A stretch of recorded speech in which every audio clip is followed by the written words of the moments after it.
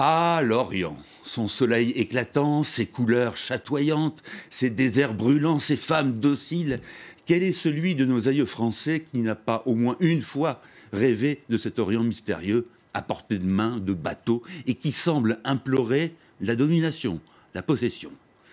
La tentative de satisfaire ce désir fut grande en Occident et tout particulièrement en France, au point que les Hugo, Lamartine, Chateaubriand, Nerval ou encore le peintre de la Croix vont s'y ruer sans forcément y mettre les pieds.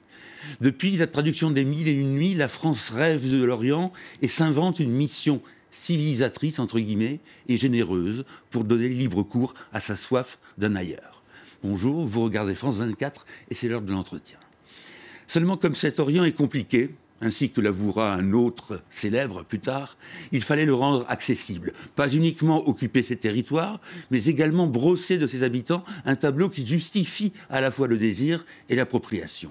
Ainsi naît une école de la photographie et de l'iconographie en France vers la fin du XIXe siècle. Cela n'empêchera pas l'existence de zoos humains où l'on exhibe des spécimens des peuplades soumises, mais l'image a un avantage incomparable. Elle présente l'autre avec un grand A dans son environnement dit naturel. On se doute bien que ces autochtones ont une histoire propre, des traditions séculaires, mais on est jaloux et désormais l'oriental va se plier au fantasme de l'occidental, non seulement pour le servir matériellement, mais aussi pour nourrir son imaginaire insatiable. Pascal Blanchard, historien, chercheur au laboratoire communication et politique du CNRS et spécialiste du fait colonial, a documenté dans un livre intitulé 1860-1910, l'invention de l'Orient, paru aux éditions de La Martinière, la fabrication de ce qu'il faut bien, malheureusement, apparenter à un bestiaire peuplé d'humains. Pascal Blanchard, bonjour. Bonjour. Merci d'être ici. Vous brossez le tableau de cet Orient qui va de la Cyrénaïque à la Tripolitaine, de l'Empire ottoman au Maghreb, et vous dites qu'il y a une fascination qui s'exerce. Est-ce que l'idée colonialiste au départ est une esthétique? Oui, parce qu'on a envie de partir et de voir. Donc on donne à voir des endroits qui sont différents d'une autre. Donc c'est une incitation à la fois à connaître, à découvrir, mais aussi à posséder. D'une certaine manière, tout ça va ensemble. D'ailleurs, si vous regardez bien, le temps des grands voyages, le temps de la découverte, le temps des grands peintres est exactement le même en termes de temporalité que le temps des empires. Donc nous désirons cet Orient, à la fois le désir dans un désir complexe, fantasmatique, qui depuis déjà quelques générations fonctionne en Occident, depuis pratiquement le début du XVIIIe siècle, et d'un seul coup il est à portée de main, car on a l'impression que cet Orient s'offre comme un fruit peut-être qui est mûr pour que l'Occident le contrôle. Et donc tout ça s'entrelace à la fois par de la fascination, un esprit de domination, une sorte de rêve d'ailleurs, et puis une proximité. L'Orient, en fin de compte, est très proche par ses photos. Alors, on va regarder une première photo qu'on a sélectionnée, c'est celle du cadi de Tlemcen. Je pense qu'on va le voir. C'est en fait un juge de paix, en quelque sorte. Tout à fait. Et alors, il y a le paradoxe, c'est-à-dire que d'un côté, l'imaginaire colonial considère l'arabe comme quelqu'un de fourbe, et en même temps, il a les médailles. Qu'est-ce que c'est alors, ce personnage? C'est une des rares. C'est un traître, c'est un... Non, justement, c'est l'allié. C'est depuis Abdelkader, l'allié de la France. C'est-à-dire que la France mythifie cette notion de royaume arabe, qu'elle rêve d'ailleurs de Damas jusqu'aux côtes de l'Atlantique marocaine. Elle mythifie une sorte de royaume arabe, et pour légitimer quelque part que la France aurait le droit de bâtir ce royaume arabe, elle parle de ses alliés, elle parle de ceux qui sont à ses côtés. Et là, on a affaire à un combattant. Je rappelle que depuis très longtemps, il y a des supplétifs du Maghreb dans l'armée d'Orient, mais on aurait même pu remonter au Mamelouk de Napoléon Bonaparte, qui signifie par cela même qu'il n'y a pas que des opposants, que des fourbes arabes, ou kabyles d'ailleurs, dans l'empire colonial français, mais il y a aussi des alliés qui d'ailleurs, vous le voyez avec ces médailles, par exemple en 1870, ou au Mexique, ont accompagné l'armée française dans ses conquêtes. Et là, on signifie qu'on peut s'appuyer sur des hommes justes et droits qui ont connu, qui ont reconnu, qui ont souhaité être alliés de la France. Vous voyez, à travers une image très simple, il y a à la fois de la fierté, on montre un sage, et ces médailles symbolisent que ce sage a reconnu la France à travers sa tutelle sur son pays.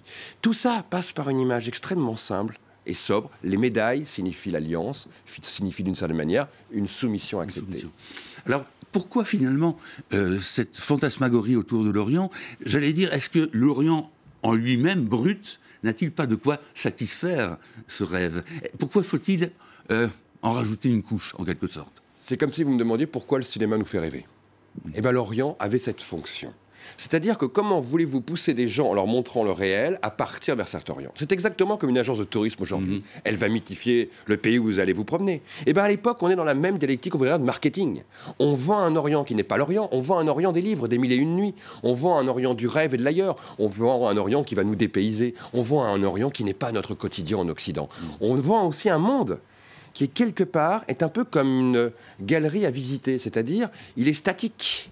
Comme si les gens nous attendaient depuis toujours, comme si les pyramides avaient été construites pour les visiter, comme si les Casbahs étaient faites en fait pour les touristes. Ce sont des humains pour le colon, ces gens-là. Est-ce qu'on reconnaît l'humanité à travers cette photo? C'est une humanité parallèle, c'est-à-dire c'est une humanité de décor. D'ailleurs, vous remarquez, il n'y a jamais leur nom. Il n'y a jamais de nom donné. C'est très exceptionnel. C'est une typologie. Exactement. D'ailleurs, on les appelle sénétypes. C'est pas un hasard. Ils font partie du décor. Il y a Cactus, il y a peut-être la pyramide, il y a peut-être le temple, il y a peut-être les ruines, et puis il y a l'humain qui, au milieu de ces ruines-là, attend comme dans un décor. Ils ne sont que des seconds rôles d'une pièce de théâtre dont nous, les Occidentaux, serions d'une certaine manière les seuls premiers rôles possibles. Et c'est ça qui ressort de ces images. L'anonymat, la foule, ils sont dans une esthétique de décorum, d'une certaine manière, et on ne leur donne pas le droit à la parole. Et cette esthétique va jusqu'à la sensualité. On va voir une photo qui est celle d'une femme à la poitrine dénudée. Tout à fait. Ce qui n'existe effectivement carrément jamais. Non, nous sommes dans des pays musulmans. Il suffit de le rappeler 2 secondes. Et d'ailleurs, les gens d'un coup disent « Ah oui, c'est vrai ». Et on va inventer cette idée de la mauresque au sein nu. C'est-à-dire comme si à la fois cet Orient des mille et une nuits n'était pas que dans les harems cachés. Il était ouvert au monde, dans les rues, dans les villes, dans les maisons, dans les villas. Comme si d'ailleurs ces femmes attendaient l'occidental parce qu'elle pouvait être cueillie comme un fruit qui était mûr. D'une certaine manière, là aussi, ça contribue à une fascination vers l'Orient, où on imagine bien les jeunes officiers qui partaient vers cet Orient, on imagine bien ces fonctionnaires coloniaux qu'il y allait. Il y avait tout du décorum qui les appelait. D'ailleurs, sur les affiches de recrutement militaire, vous aviez toujours ces jeunes femmes au sein nu. Mais alors, bizarrement, cette jeune femme au sein nu, il y a quelque chose de...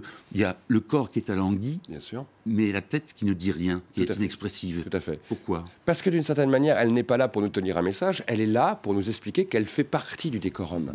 Elle est posée dans le harem, et ce harem est un immense harem, c'est tout l'Orient qui est offert à nous. Donc on ne cherche pas à trouver son humanité, sauf si vous regarderez bien sur une ou deux photos. Regardez par exemple cette nourrice que l'on voit à un moment en train de nourrir au sein un enfant, une nourrice noire. Là, d'un seul coup, on a un village expressif parce qu'il a dû se passer autre chose au moment de la photo. Mais généralement, on attend de la passivité. Comme si le regard, d'ailleurs, était fuyant. Elle ne regarde que très rarement le photographe. Ce qui est important, c'est le corps qui est offert et non pas le visage qui nous parlerait.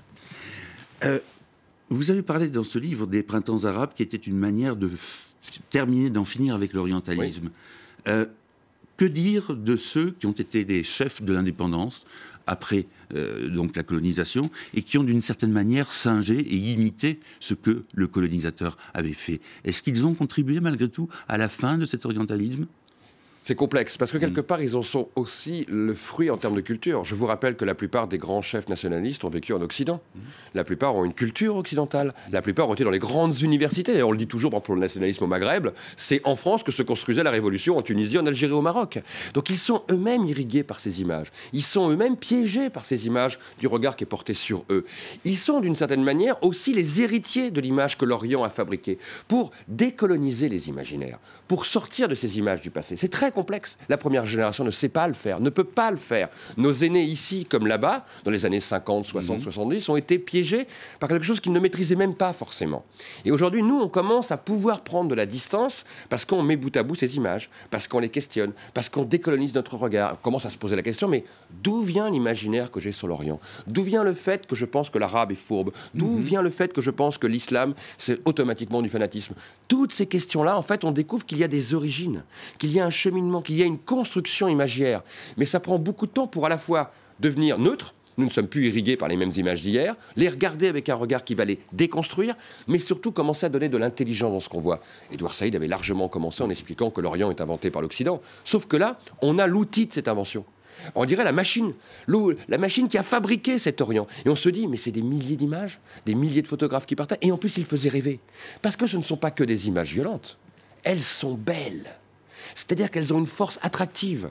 Encore aujourd'hui, on pourrait les mettre sur nos murs. C'est pas des images violentes ont aussi une force attractive. Mais bien entendu, bien entendu. Elles révèlent finalement le sauvage que l'on essaye de cacher nous-mêmes. Exactement. Mais elles sont tellement esthétisantes. Quand vous me posez la question, pourquoi ils ont été piégés à l'époque? Car ils sont quelque part eux aussi, d'une certaine manière, dans l'image de Dinet, l'image de cet Orient rêvé, d'un Orient fantasmé, quelque part qu'ils serrent leur discours. Et donc ils vont pas là-dessus le déconstruire, bien au contraire. Ils vont même s'appuyer dessus pour surfer, pour imposer le fait qu'ils sont entre deux cultures, entre l'Orient et l'Occident. Et donc, quelque part, ils sont les héritiers des photos de Nordin, de Lévy, de Lennart et Landrock. C'est aussi leur culture, car ces images nous parlent de nous, mais parlent aussi de la manière dont ces sociétés ont fonctionné. Je rappelle que certains de nos photographes égyptiens, par exemple, étaient des locaux. Et ils fabriquaient les mêmes images. Et quand vous regardez le reste du monde, si vous allez au Japon, par exemple, vous vous rendez compte que les photos sur l'Extrême-Orient, que les Japonais vendaient à l'Occident, étaient faites par des Japonais. À un moment, on fabrique quoi? L'image que l'autre attend. Alors, une dernière question, Pascal Blanchard, en forme de clin d'œil, pas forcément drôle à l'actualité. Quand vous entendez un François Fillon, candidat de la droite à l'élection présidentielle, dire au fond le colonialisme c'était une manière de partager notre culture, vous répondez quoi? Je pense qu'il devrait relire les livres d'histoire. Quand on ne lit pas l'histoire et quand on essaye de la synthétiser par des petites phrases comme ça ou de comprendre sa complexité, on dit des bêtises ou on se trompe. Justement, il veut donner une leçon d'histoire. Il dit que nos enfants devraient apprendre l'histoire autrement. Donc il ne devrait pas la schématiser ou la réduire à ça. Il y a une part de culture dans l'histoire coloniale, mais une part. Il y a aussi le désir de domination. Il y a surtout le fait de l'inégalité. Il suffisait de naître avec une autre couleur de peau pour ne pas avoir le même statut. Tout ça, pourtant, il le sait. Il sait très bien que la scolarité a été très peu développée dans les empires coloniaux. Parce qu'on ne va pas aux colonies pour apprendre aux petits Africains, aux petits Maghrébins, aux petits Asiatiques la langue française. C'est plus complexe. Et d'ailleurs, il y a des pays qui n'ont jamais été colonisés, ou très peu colonisés en Asie, par exemple. Je pense à l'exemple de la Thaïlande. Nous, on a construit aussi des hôpitaux et des routes. Donc, il se méprend et il nous trompe parce que, d'une certaine manière, aujourd'hui, ce passé fait peur. Pourquoi il fait peur ? Parce que nous sommes encore les héritiers d'une histoire qui a pris des siècles. Et c'est normal qu'elle soit inquiétante. C'est une histoire qui a été d'une complexité incroyable. Donc il ne faut surtout pas caricaturer, il faut la comprendre, il faut déconstruire lentement. Et il faut surtout éviter de penser qu'en quelques petites secondes, on peut raconter l'histoire. Si on demande à nos enfants d'aller à l'école et que ça dure des années les leçons d'histoire, c'est pas pour rien. C'est pas pour rien. Merci beaucoup Pascal Blanchard. Merci à vous d'avoir été avec nous. Merci à vous, chers téléspectateurs, et à très bientôt pour un nouvel entretien. Merci.